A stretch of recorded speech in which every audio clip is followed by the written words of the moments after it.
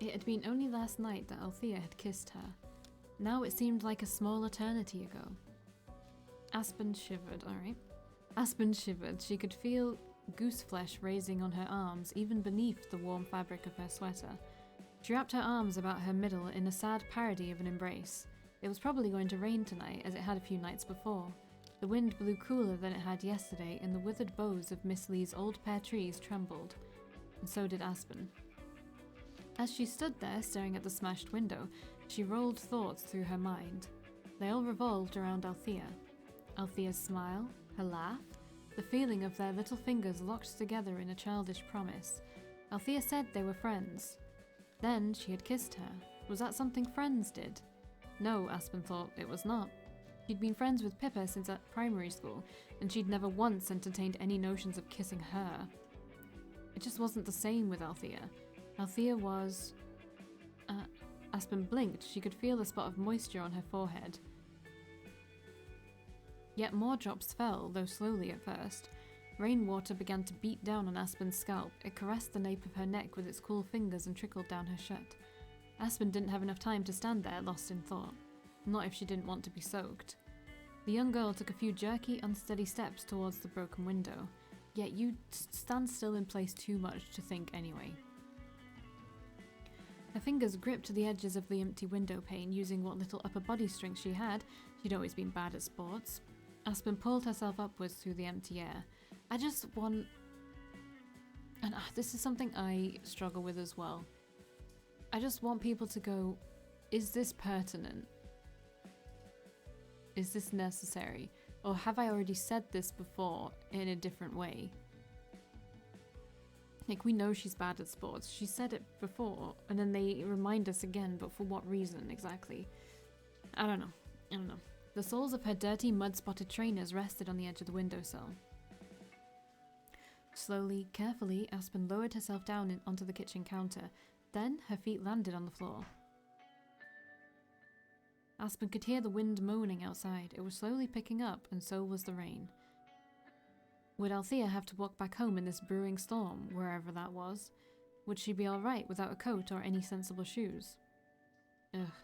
All of a sudden, Aspen felt like her mother. Sensible was one of Penny's favourite words. Aspen was fond of her mother, who wasn't a bad parent, but she didn't want to be like her. The thought was a worrying one. It wasn't as worrying, however, as the thought that she might not see Althea again. Had Althea heard about today's foul weather? Had she decided to stay at home? But no. When Aspen lifted her head, she saw a familiar pair of long, slender legs encased in sheer white tights, dangling from the edge of the washing machine. It was Althea. Every single inch was Althea from head to toe. Her fingers folded on her lap, her long golden hair, her blue eyes fringed with long lashes, her lips which were curved into a frown. Althea's shoulders were trembling and her eyes were moist, threatening to spill tears at any moment. Maybe she'd been crying already before Aspen arrived, because Althea's cheeks looked unusually flush and damp, and her eyelashes were clumped together. Patches of red were dotted across Althea's usually perfect, pristine face, as though she'd fallen headfirst into a patch of nettles.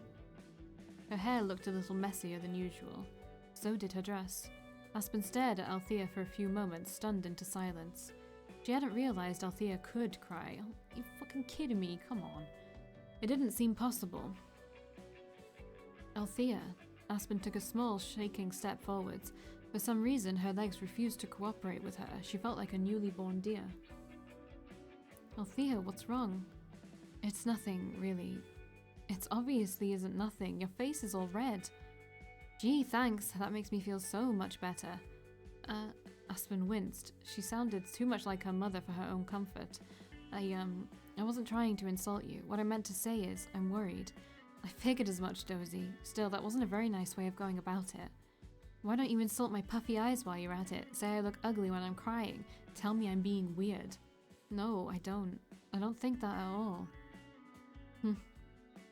A small, thin smile rose to Althea's lips, but it was nothing like the smiles she'd shown Aspen in the past.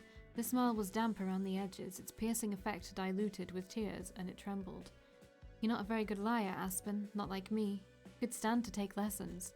I'm not lying. Althea raised an eyebrow. Really? Well, maybe I am a little, but that's just because I care about you. You care about me? I haven't heard that in a while. Mostly I just get in the way. I don't think you get in the way. In fact, I want you to get in my way. Well, that's very sweet of you. Althea smiled a little more softly now, though her cheeks were still damp. With a small sigh, she wiped her eyes with the back of her arm. So, would you mind telling me why you were crying? You care that much? Of course I care. I mean, we're friends, right? I suppose, but I don't know if you'd understand. Maybe not, but I can try to understand. Isn't that what friends do? I guess so. I haven't had any friends in a while. I haven't really had this chance. This is all a little new to me. Aspen found that hard to believe. Who wouldn't want to be Althea's friend? Maybe everyone was too intimidated by her. I was just wondering. Althea coiled a strand of golden hair around her index finger. Why do I exist? It doesn't seem very fair. I mean, I never asked to exist. Maybe a person like me shouldn't. There's no point in existing if everyone looks right through me and nobody sees me and nobody listens. Sometimes I think you're the only one who cares about me, and after today, I don't know if I'll be able to keep spending time with you. Aspen's eyes widened. She could hear her heart beating a frantic, painful staccato. I know that word, but I just don't know how to say it, because when I read it, it reads wrong in my mind. Okay. Inside her chest, knocking against her ribcage, it hurt. You mean you're going away? I'll have to. I've been hanging around here for too long already. I shouldn't really have come here at all, but I couldn't help myself, and then I met you. I didn't intend to come back so often, but I wanted to see you again. Did you get into trouble with your parents? Did they find out you were coming here? I think I already told you this. I don't have any parents. I don't have a single person who cares about me in this world. That's probably because I'm not supposed to be in this world. I'm a mistake. I wasn't supposed to exist. At least that's what I've heard. I see. Aspen said slowly, but she didn't really see. How could she? Althea was speaking, her voice low and slightly feverish, about things Aspen, who had been born in a relatively normal and loving, if a touch embarrassing, family, couldn't understand. All the while, the rain continued to fall outside. It was coming down thicker and faster now, like spears. The wind blew the rain horizontally, and some of the raindrops were pushed in through the gaping hole of the kitchen window. I'm so tired of this. I'm tired of all of it. I'd say my life isn't fair, but I haven't had much of a life to begin with. Maybe I should be thankful for the happy times I did manage to have. I should be thankful I was able to meet you. Althea. Aspen's voice caught in her throat, like a burr snagged on a woolen jumper. If there's anything I can help you with, I'd like to know. There isn't. Then maybe if you told me what was upsetting you, that might make you feel better. Althea snorted. What are you, a therapist? No, I'm just your friend. Friend, huh? Althea repeated the word under her breath. It looked like the idea of having a friend had calmed Althea, if only a little, because her fingers relaxed and the swinging of her legs became less frantic. I don't know if I'm a very good friend to have. I tell far too many lies. I haven't even told you who I am. Not really. I've been playing around with you the whole time. I just thought, if you knew the truth, you might not like me anymore. That's not true. Aspen raised her head, her eyes filled with a newfound determination that took even her by surprise. Since when had she been so bold, so feisty, and so sure of herself? It must have been down to Althea's infectious influence. I'd still like you, no matter what. Even if I'd murdered somebody. Even so. But Aspen paused. She frowned, her certainty faltering. You haven't murdered anybody, have you? Well, wouldn't you like to know? Chilling though these words were, at least Althea seemed more like her usual self now. Althea leaned back, a small smile on her lips despite the redness of her eyes, and laughed. There's a lot about me you don't know, Aspen. But I know everything about you. Everything. You're an open book. I can flip you open at whatever page I want with hardly any effort. But I'm different. You still don't know who I am yet. Or what. What are you talking about? Well, Althea pondered for a few moments. She glanced upwards, lost in thought, her brow creasing. It took several seconds while the rain fell insistently outside before Althea finally resumed her previous train of thought. Would you like to know who I really am? I would. Are you sure? Yes. When you learn this, you won't be able to see me the same way. In fact, you might not be able to see me ever again. Are you sure you want to go through with it after knowing all that? Aspen paused. He looked down at the floor. Did she really want to know who, or as Althea had said, what Althea was? If it would risk being parted from her. Aspen didn't want that. She wanted to stay with her. The memory of their kiss was still imprinted on her mind, hot and burning despite the cool weather and the falling rain. But if Aspen didn't learn the truth, she'd be plagued with curiosity for the rest of her life. She couldn't let this chance slip through her fingers, even if she risked losing Althea forever. She wanted to know so badly it was like a physical ache. And that was why Aspen raised her head, narrowed her eyes, and said, "Please tell me, I want to know the truth." The truth, Well, let's see. Althea hopped off the washing machine and faced Aspen, her eyes hard like two stones. The truth is quite a difficult thing to make sense of. If I could, I'd wrap it up with a bow and hand it to you, but things aren't always that easy. Even if I told you the truth, it might not sound believable coming from my lips. You'd probably think I was lying, and that would be perfectly understandable. I am a liar, after all. But even a liar can tell the truth every once in a while. Sometimes, however, the truth is so strange. Althea shook her head. Then I won't tell you the truth.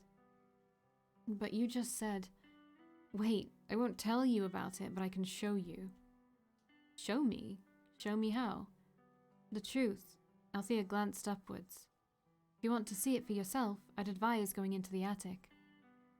Aspen followed Althea's gaze in the vain hope of seeing through the ceiling, but of course that was impossible.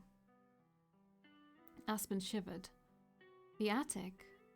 That's right, that's where you can learn about me, the real me. You'll finally discover who I truly am. Isn't that exciting? But the attic... Going to the first floor of Miss Lee's home on her own had been enough of a chore for Aspen. She was afraid of braving those steep stairs again, and then she had to climb a ladder that led even higher still. Aspen knew more or less where the attic would be, though of course she'd never been there. Miss Lee's house was connected to her parents. Their homes were almost in a perfect mirror image of one another's. Aspen's house had an attic too. It was where her parents kept old clothes they no longer wore, their square CRT TV from over a decade past, their broken cassette player, the videotapes, Aspen's old baby toys. It was a place where James stored things that were old and outdated and unwanted, until Penny was able to pawn them away at a car boot sale or on eBay. Aspen always felt melancholic on the rare occasions she went into her attic, as though pining for a past she couldn't remember. Aspen had never used that old CRT TV or the cassette player, and she couldn't remember being pushed about in her baby pram or playing with her old dolls and building blocks. Some part of her, however, felt inexplicably sad to see those things shut up away beneath the eaves of their house, lost in the dark and slowly gathering dust. Miss Lee's house was just like her parents' attic. It was one big, dark, endless abyss, filled with things that nobody wanted and nobody would ever use again. To get into the attic in Aspen's home, one had to open up a square trapdoor in the ceiling with a hooked stick, then pull down the sliding ladder. Aspen supposed it would be the same with Miss Lee's attic too. But how would she be able to find the trapdoor in the dark? I don't know if it'll be safe for me to go up there. You've been coming into this house the last few days on your own. I hardly think this is safe either. I know, but this is different. You're with me. Aspen looked at Althea hopefully. Will you come into the attic with me? I can't. Why not? I don't want to be there when you uncover the truth. It would be too painful. I'd prefer to wait down here. But going into the attic all alone... Are you too scared? Althea's eyes narrowed. In the darkness of the kitchen, her blue irises, normally so bright, now looked dark and murky, like the bottom of the ocean where sharp-toothed fish swam. More scared of the dark than learning the truth. To be honest, Aspen was afraid of the dark, but a bigger part of her was more afraid of what secrets she might find lurking in Miss Lee's attic. The prospect of looking through a dead woman's memories and raking up her past was far too sad. But how did Althea fit into Miss Lee's old life? That curiosity propelled Aspen onwards beyond her own fears. No, I'm not scared. You're trembling. Okay, fine, I am scared, but I'll still go, I have to. If you say there's something important in the attic I need to see, then I'll see it. I can't not see it. You're that interested in me? Of course, you're the most interesting thing around here. Aspen said it without a shred of embarrassment, because it was true. What was there to do in Scarborough when you lived there your whole life? Scarborough might have been a semi-popular tourist destination during the summer holidays, but the allure of fish and chips on the dirty seafront grew less and less enticing the longer you'd lived there. The beach, which was forever littered with cones of scattered chips and hungry seagulls, had no corner Aspen hadn't explored in her childhood. Althea, meanwhile, was still a mystery. Aspen knew precious little about her, though she'd met her multiple times during the last week. Now she was close to discovering who Althea really was. Why she seemed tied to this house. Why she had been crying. Aspen couldn't pass up the chance. There is just one thing, though. What is it, brave explorer? I was thinking, it'll be pretty dark up there and I don't have a light. I don't want to break my neck trying to climb up the stairs, so... I see. Althea bowed her head, a knowing smile playing about her lips. Then your wish is my command, traveller. May this guide you safe and true during your journey. And like a guardian spirit from Arthurian legend, Althea reached into her trusty white bag and drew out her torch. She handed the torch over to Aspen, who took it gratefully. Their fingers brushed. Somehow, Althea felt a lot warmer than everything else in the kitchen, and much more alive. Althea's eyes were practically sparkling now, though not with tears. Instead, she looked excited.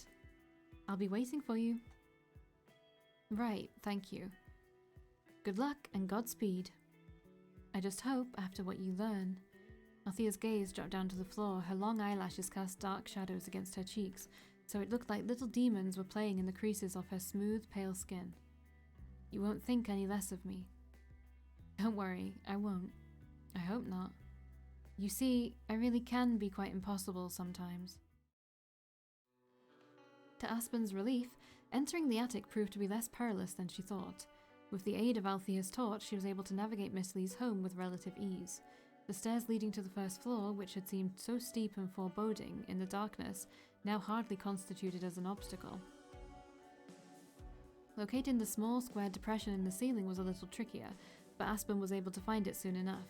She opened the trapdoor and slid the extendable ladder down to the ground. Climbing up the ladder whilst keeping hold of the torch was something of a pain. The young girl had to climb the ladder, gripping the cool steel rungs with one hand, the other hand held tight around the torch, her one beacon of light. Aspen had never been the most coordinated of girls, and at one point she almost dropped the torch. Her heart pounded in her chest, and worst-case scenarios ran through her head as she grappled with it. What would she do if she dropped it on the floor?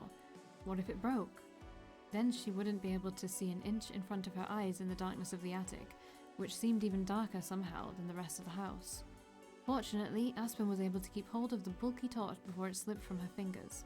With a small sigh, Aspen continued her ascent, until finally she made it to her destination. The attic. Aspen straightened her back, torch in hand, and glanced around. The attic itself was every bit as dim and depressing as she had imagined. Even with the aid of her torch, Aspen was unable to see all that much. The attic seemed to stretch on forever, though Aspen knew, with her own house as a rough reference, that it wasn't all that big, and the light didn't quite reach into the corners. Aspen had horrible nightmare visions of strange creatures lurking in the dark, bats or rats or things that were even more sinister.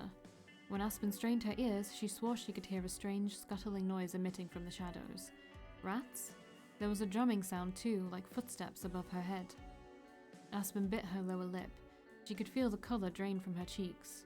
Was it just her imagination, or was it much colder in the attic than the rest of the house?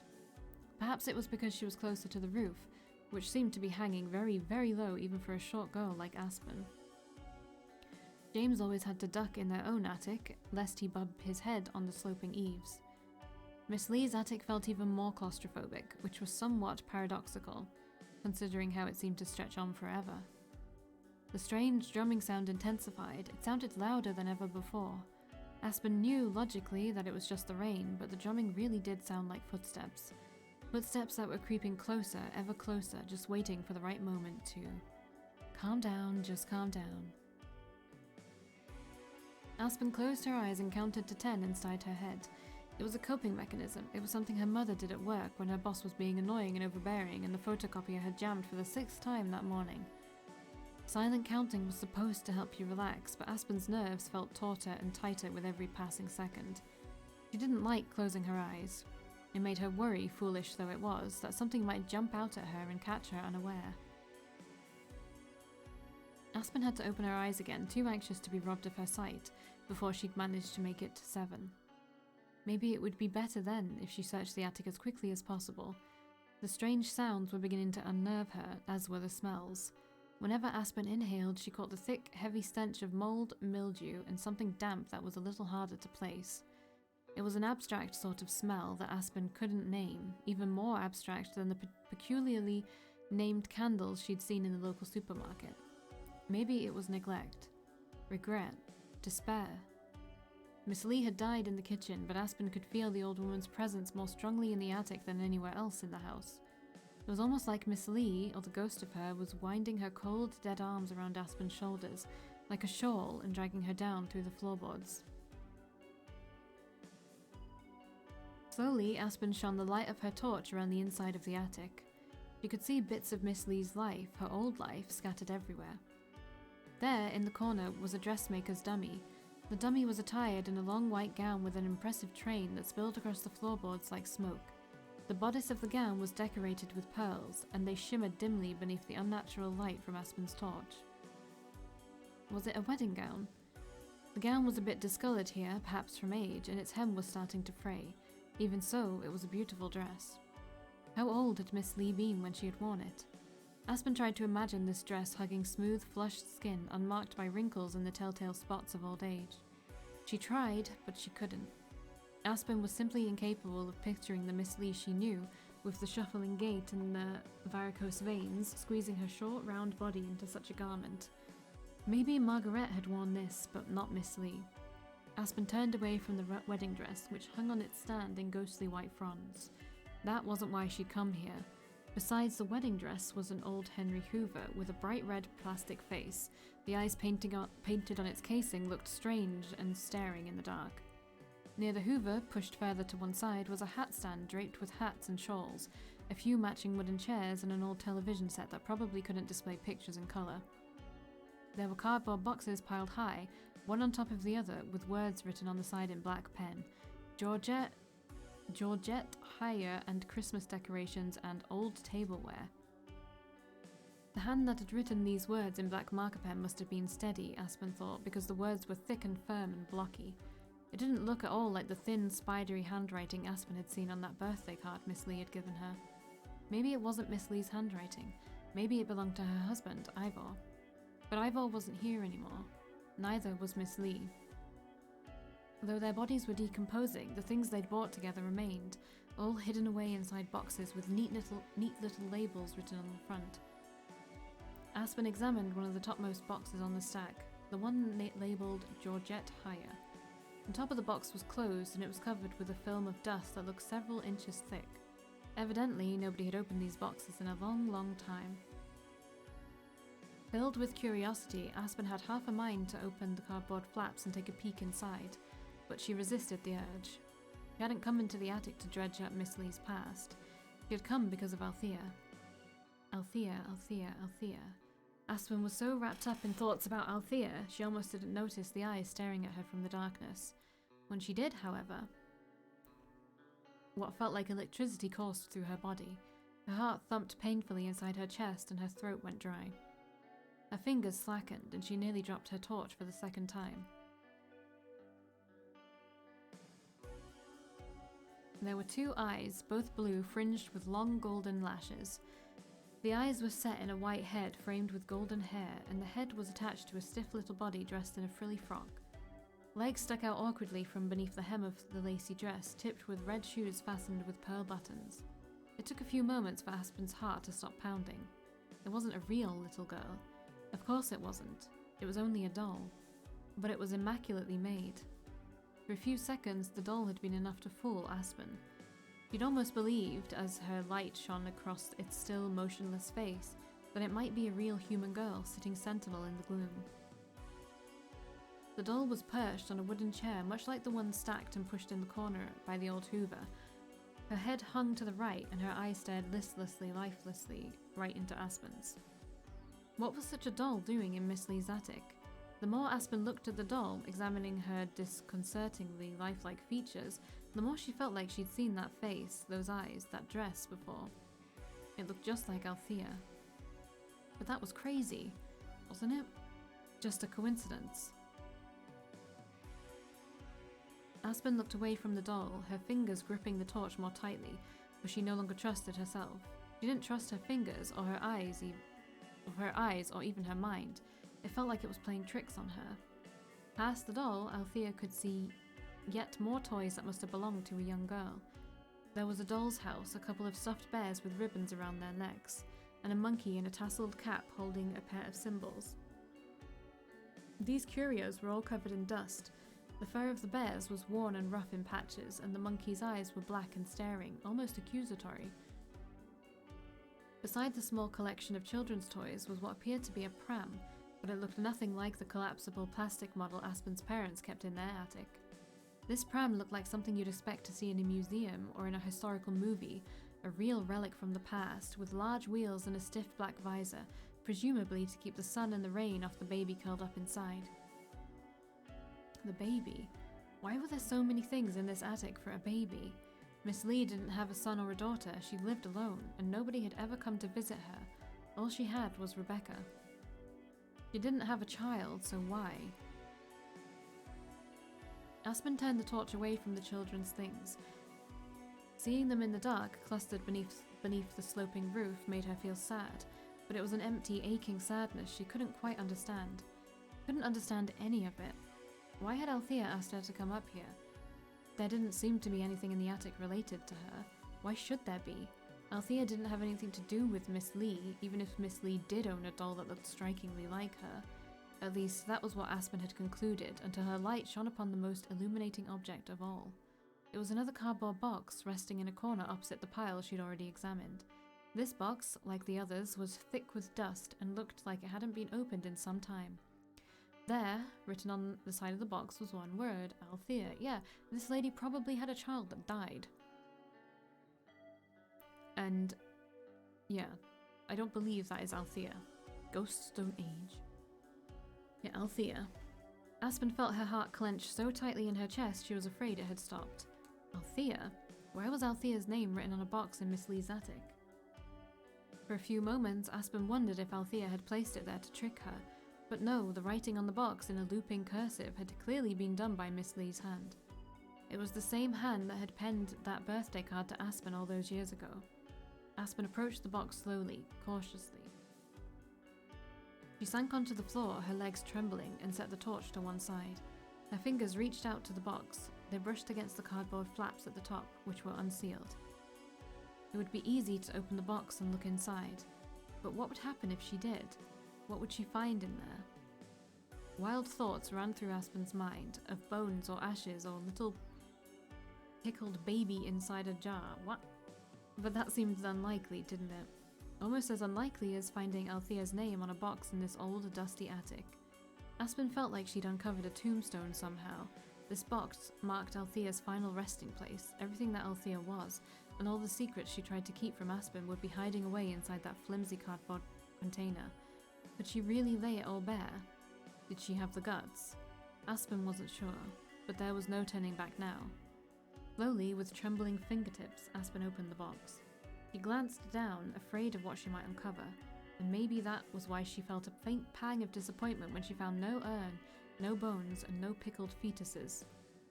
Just clothes. There were knitted socks, tiny gloves, a hat and a scarf, a few sweaters and dresses.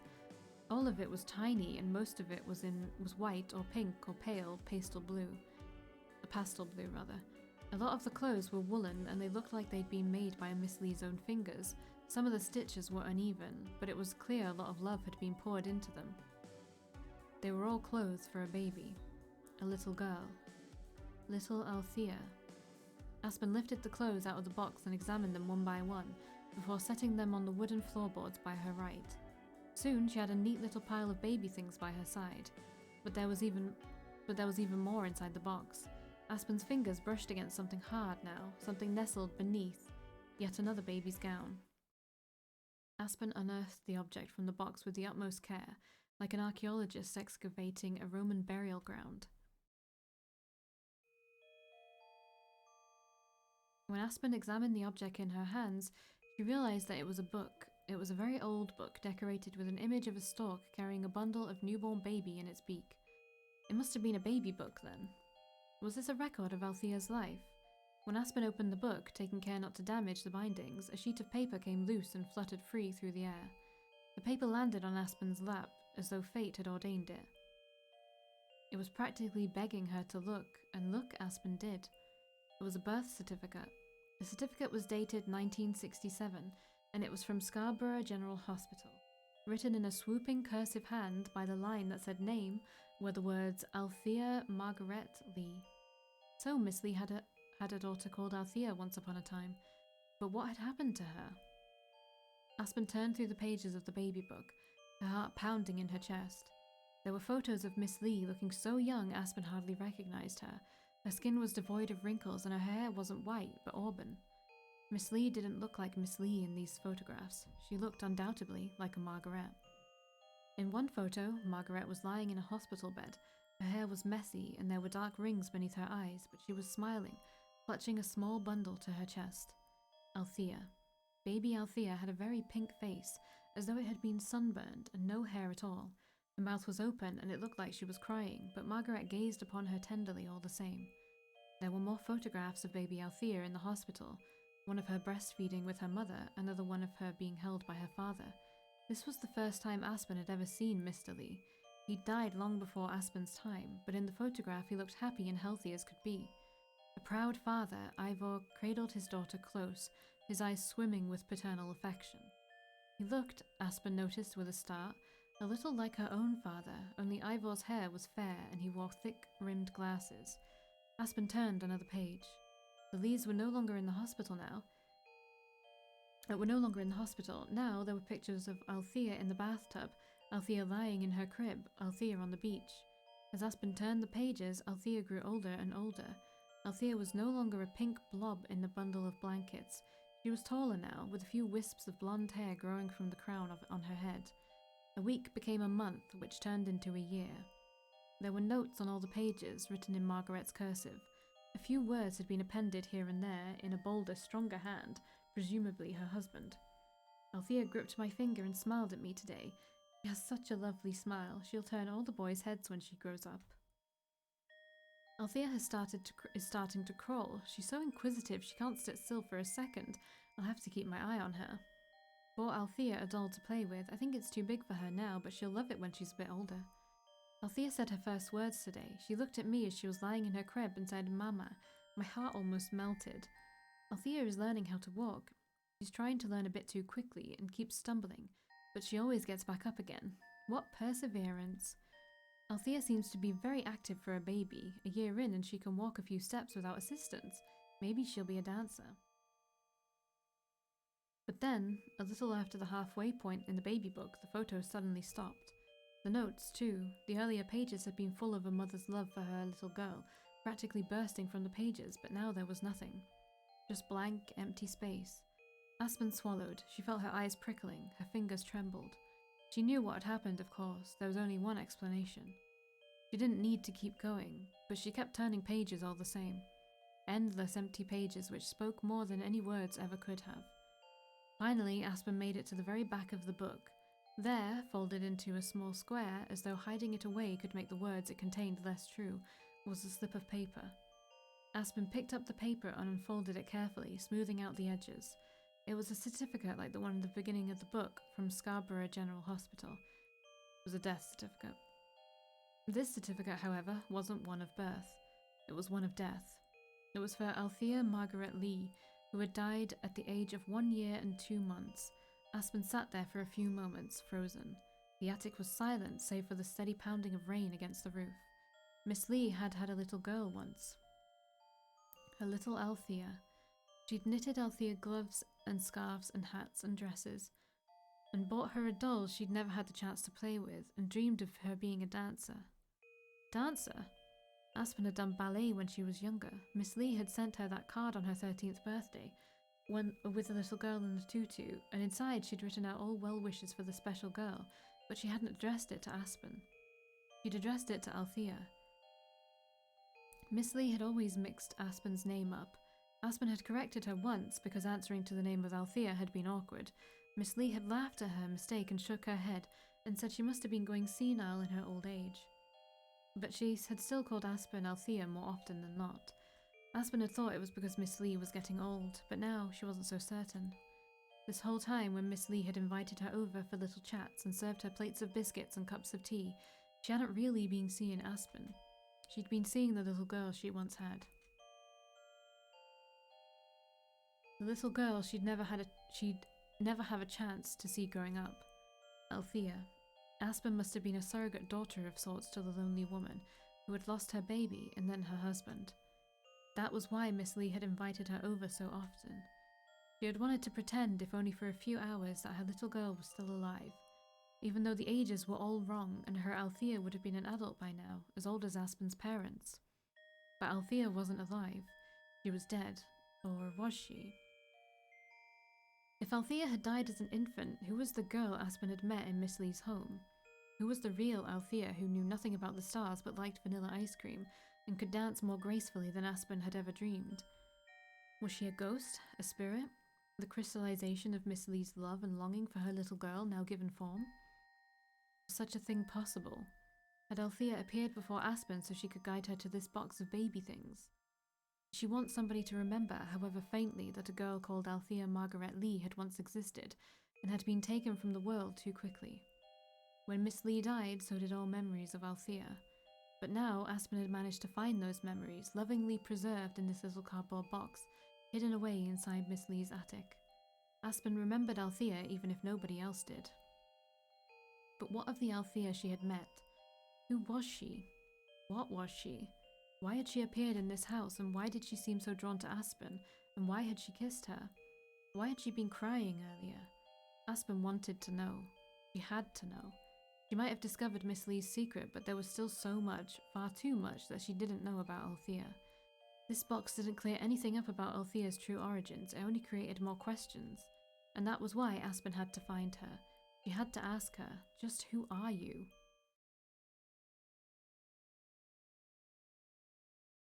Alright, I'll see you in the next video. Bye.